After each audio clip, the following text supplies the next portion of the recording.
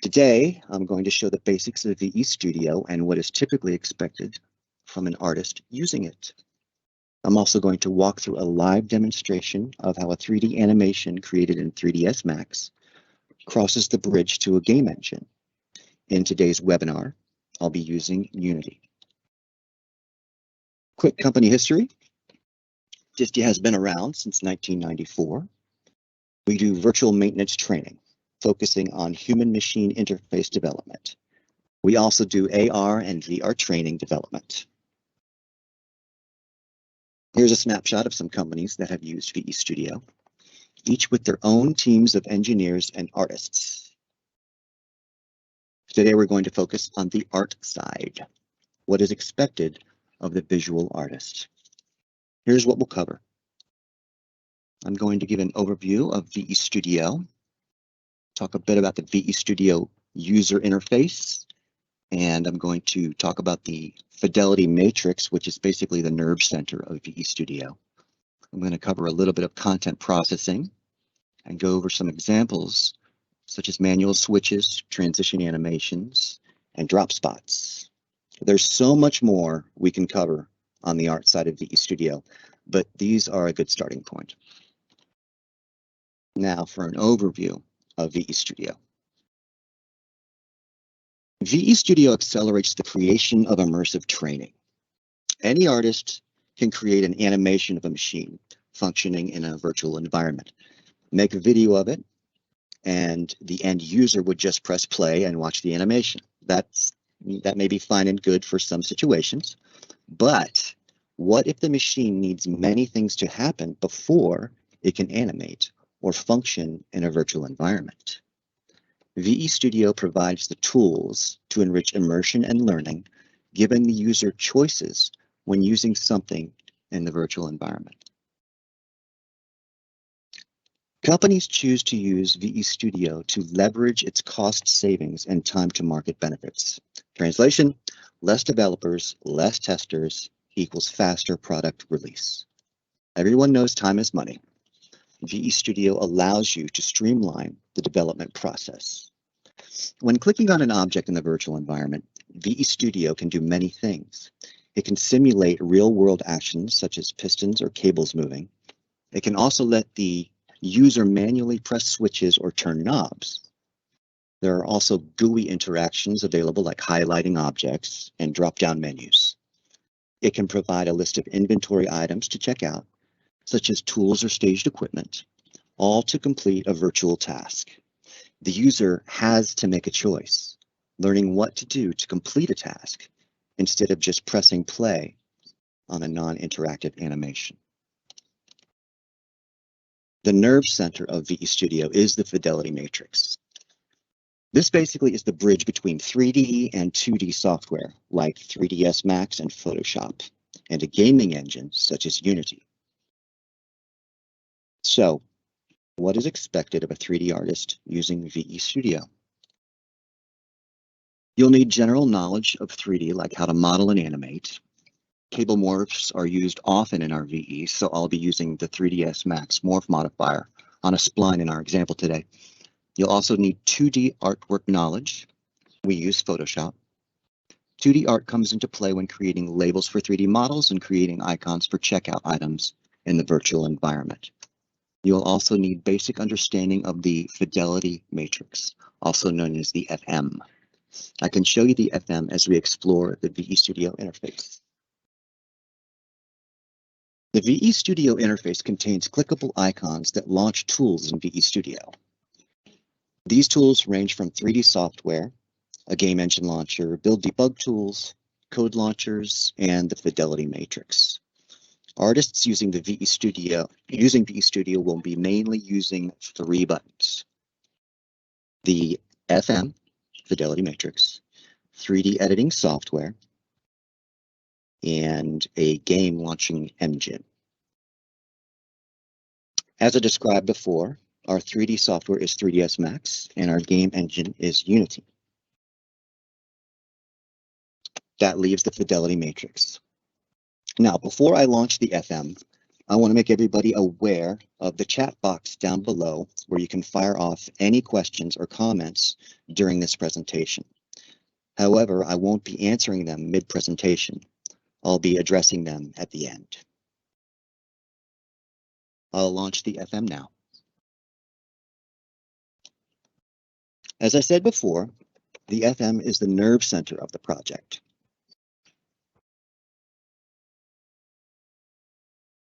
For instance, I have animated this door in 3ds Max. Its master parent, the small cube selected, is called IP Driver's Side Door. IP stands for Invisible Parent. It is at the top of the hierarchy of the door. This is because we want the handle to animate as well as our door swinging. The tagged Invisible Parent fires off all animations under its hierarchy when the menu item is selected in the VE. A brief explanation on how to set up a 3D model in FM. All 3D models are known as components in the FM. We need to tell the FM where to find them. So, in the FM, there's a tab called Engineering Management. In this tab, we do two things. We assign the max file as a file, as well as a component. Under the Files tab, we select the Add button, and the Add New File dialog box pops up. Here we would title our new file. It does not have to match the max file's name. Add a description of the file if necessary, then browse for the 3ds Max file in our network using the ellipsis. Next, we need to add this new file to the component list in the FM in order to tag it. This is done by switching to the Components tab. Select the folder you want the component to live in, and right-click, then select Add Component. In this final step, we would give the component a name. I usually match the same name as the previously set up file, and a description if needed, and choose the right arrow to add the new component to the current project. In this case, the current project I'm using is MLRS. The previously animated door I showed lives in the model MLRS cab, which has already been added here. Now that we have this new max component in our FM, we can tag items within the max file to follow our scripts or make animations play. We now need to set up a max link. The door has been added by the engineer under the cab folder, driver's side door. It's actually, driver's door. We then assign a component, which is also the max file, to this FM object. On the right is a column where we look under Associated Components and click Add.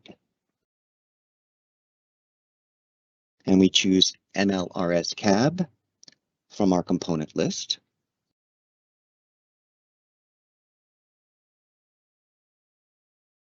It is now added. To finalize and lock the FM object to the newly added component, we click the green check mark on the upper right of the Associated Components column. Next, we'll tag the door. Here we have the driver door geometry in 3ds Max. And paging up to its main parent, we have IP driver's side door. As mentioned before, IP stands for Invisible Parent. It's at the top of the hierarchy of the door. This is because we want the handle to animate as well as the door swinging. I want to get a menu to open this door in the VE. I'll need to tag it in the FM. So I would select IP driver's side door. While it's still selected, go back to the FM where the IP is still selected and assign DCC object. DCC stands for Digital Content Creator. The IP will then appear in the DCC object space. To reiterate, animations and 3D static objects can be tagged to a specific FM name, creating a bridge between the artist's work and the end user's interactivity. To get the FM to talk to Unity, we use content processing. When an artist imports or updates a 3D model in Unity, there are three important things. Make sure the texture paths are lined up and the model scale is at 100% on the X, Y, and Z. And finally, if there's an animation on the model, make sure it's linear and has keyframes at the beginning and end of the timeline. Content processing is necessary for the artist's results to show up in Unity. When a 3D model is saved in Max, the model status will change from processed in green to waiting on DCC in yellow. I would then click Export to get the final processing stage happening so that afterwards, when you press it, it takes sometimes a few seconds to go from yellow to red, sometimes longer depending on the size of the Max file. But here we have it. And the last step showing the prompt needs to process.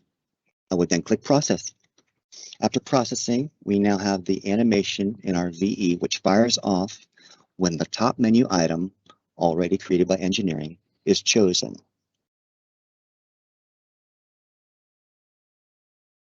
This is our virtual environment. We are in the VE now, and there you have it. Top menu item selected, open, close. Feel free to type in any questions at this point. Now, what if we have a situation where an item in one Max file needs to trigger another animation in another Max file? Or what if in the same Max file, one item needs to trigger another item that is not under the first item's IP? This is where slaved animations come in via the FM. VE Studio allows an artist to have different Max files in one project talk to each other via triggers. It also allows items in the same Max file, but outside each other's hierarchy to talk to each other via triggers. To set it up is pretty involved, so that can be explained in another webinar. Or if you need to know how to do that sooner, please contact our VE Studio support team. Next, we're going to go to manual switches. VE Studio also enables the artist to adjust degrees of detents of switches, knobs, and dials. This helps out a lot, especially in cockpits. I've worked on more than a few 3D cockpits, and having to animate 50 or 100 switches would be very time-consuming, not to mention tedious. It would get expensive, especially if there needs to be a change to these switch positions later on in the project. You would need to reanimate them all. VE Studio quickens this process by just typing in a few numbers, a big time saver. Let's go to the virtual environment.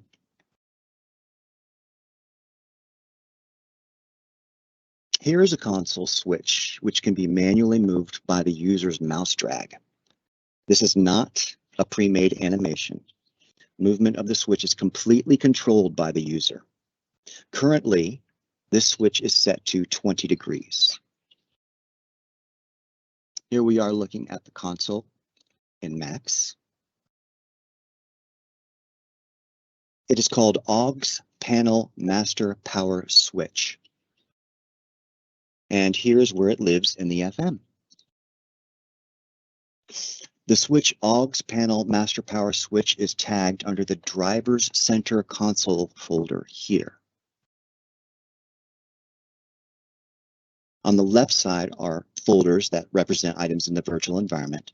I have selected an item in the cab folder named Master Power Switch. And on the right is a column that shows the properties of the selected item. Artists and engineers can change the detent value.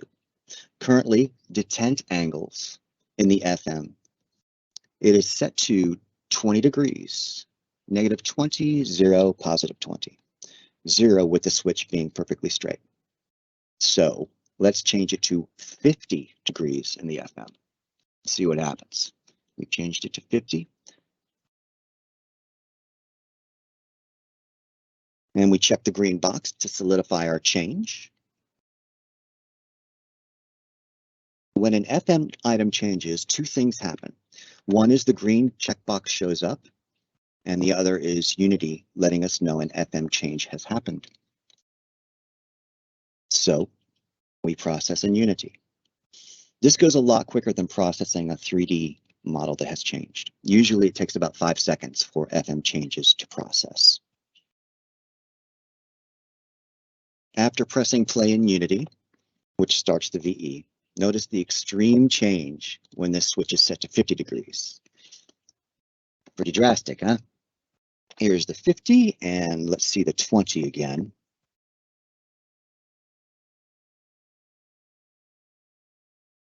And back to the 50. And once again, feel free to type in any questions at this point. Next, I want to talk about transition animations.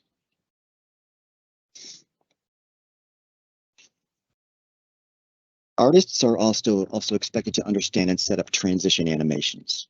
Basic procedures like a cable's removal are A to B, basically installed and removed states. Here's an example in our VE. These two cables can simply remove from their couplers by selecting disconnect from the top menu item and then selecting connect to return them to their original location. Now, here are the cables in 3D Max. Note the timeline at the bottom left is at frame 0. They are fully installed to their couplers. These cables are under the folder Data Bus Coupler in the FM. One of the two is titled FMW311P3. When looking at the right column, we can see the story the FM is going to tell about this cable's behavior in the VE. The animation timeline is 100 frames in max. Here in transition animations, we see frames 0 to 40 are dedicated to the removal of the cable. State A being installed at frame 0 and state B being removed at frame 40. So the transition of installed to removed is frames 0 to 40. And if we wish to go from removed back to install, the animation simply plays backwards B to A, or frames 40 to 0.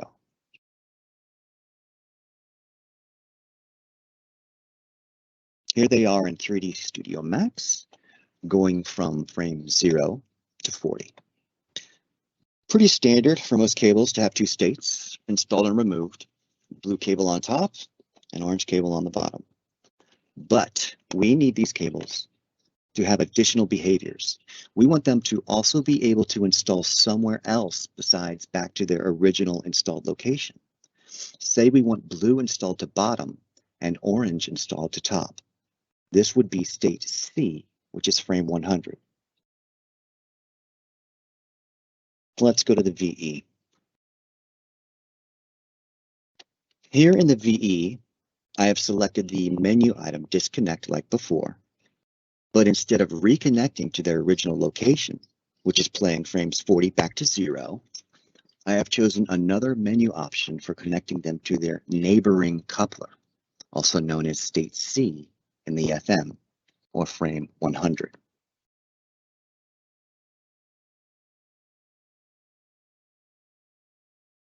Here they are in max, playing on the timeline from frames 40 to 100. Blue goes to bottom coupler, orange goes to top. VE Studio's transition animation capability gives the artist a lot more control of their timeline in the virtual environment. If we didn't have this, engineers would have to code when to start and stop our animations. The artist would have to tell them where the animation breaks would be, then we'd be testing, letting each other know if it didn't look correct or did.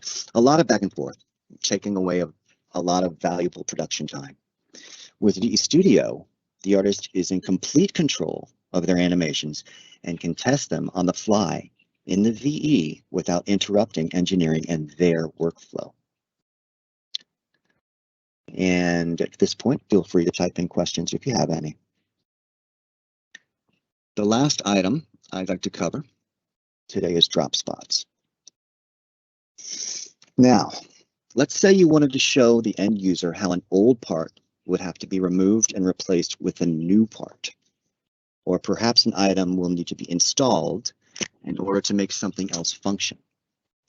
In this example, I'll show a drain pan being checked out from the support equipment library and dropped into place.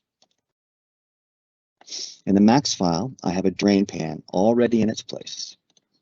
Drop boxes are simple shapes, mostly massing cubes, that cover an area where the user can drag and drop items from a library onto them in the VE. I've created and tagged a box, which is our drop spot, completely enclosing the drain pan. These boxes are coded in the FM to remain invisible until the user drops a 2D icon onto them. Let's go to the VE.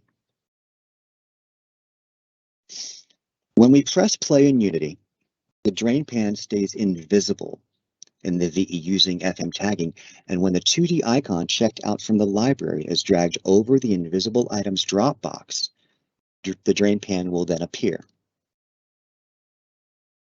Also, when draggable items appear in the VE, we can select and isolate them, giving the end user a spinnable 3D view should they choose to examine any equipment they check out. Yes, what a lovely drain pan. It makes a glorious finale to this presentation. I've always liked this feature. It beats just typing in a part number in the VE and having it appear. Using VE Studio, the user is able to select a picture of a 2D object from the library, place it correctly where it should go in the virtual environment, and watch 2D turn into 3D instead of just the VE popping it into place for the user. So, what did we learn today? To summarize, I've given a general description of VE Studio. I've covered the basics of the VE Studio interface for the artist. I've shown an in-depth description of the Fidelity Matrix and how it links a tagged 3ds Max object to a game engine. I've run through the content processing that makes it all appear in the virtual environment. I've also run through some examples of what artists can do in VE Studio to help speed up the creation and engineering processes to build virtual environments quickly and efficiently.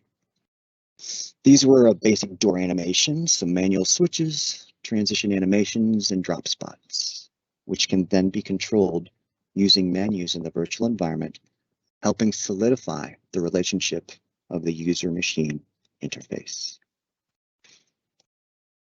Thank you so much for attending today, everybody. Now, let's get to those questions if there are any.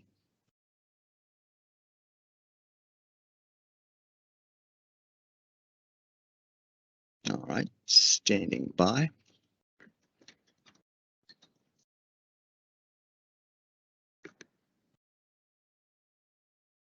Okay, reading through these. Okay, I have a question. Can VE Studio use any other modeling software besides 3D Studio Max? Yes, the answer is yes. We've had people use Blender as well as Maya, and I'm sure we could work with you or anyone regarding any others. Depends on what you want out of your project. Okay, scrolling through here, looking through. Well, this is a good question.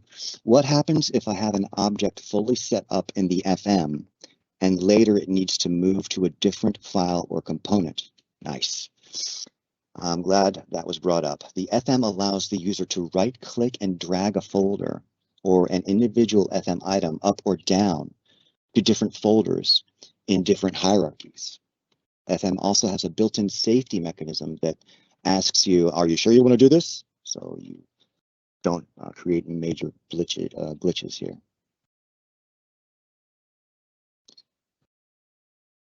Here's a Okay, next question, is there any tutorial available online for a full VE Studio? I don't believe we have that. However, we do have classes that we could that you could sign up for.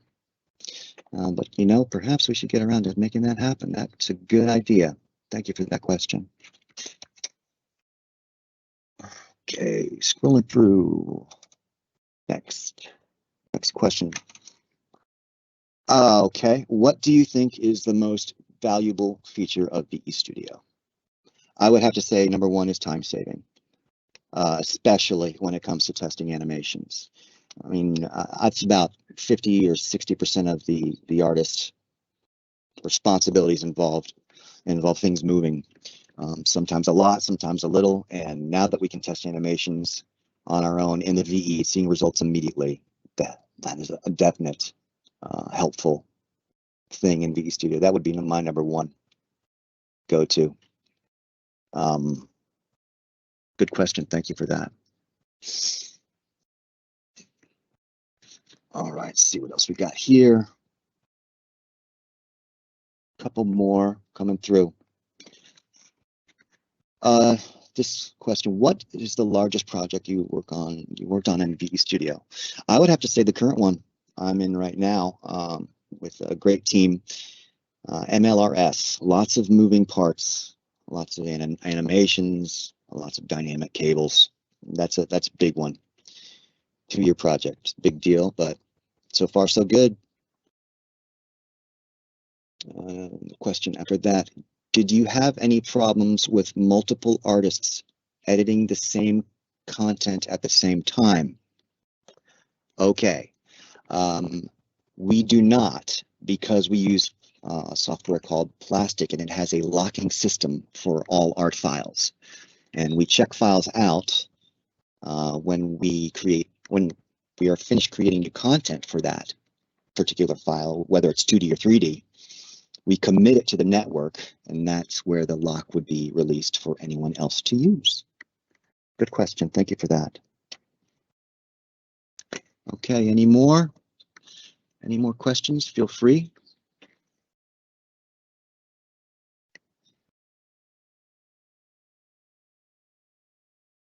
I'll just give you 5 minutes to talk amongst yourselves, perhaps. Appreciate this question so far.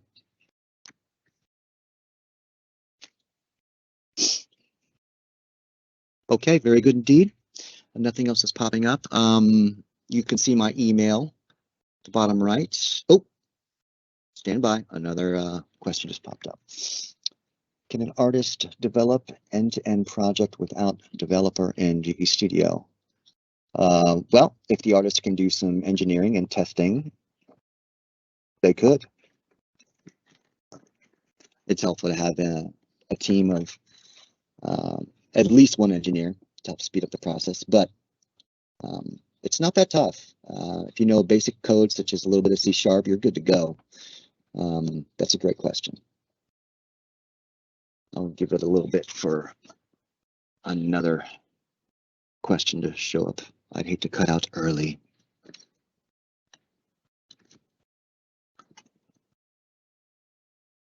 Okay. If there are any other questions that you think of later, feel free to go ahead and email me down there. You can see it, skrone@disty.com, or you can get in touch with the marketing department here at Disty. This has been a pleasure.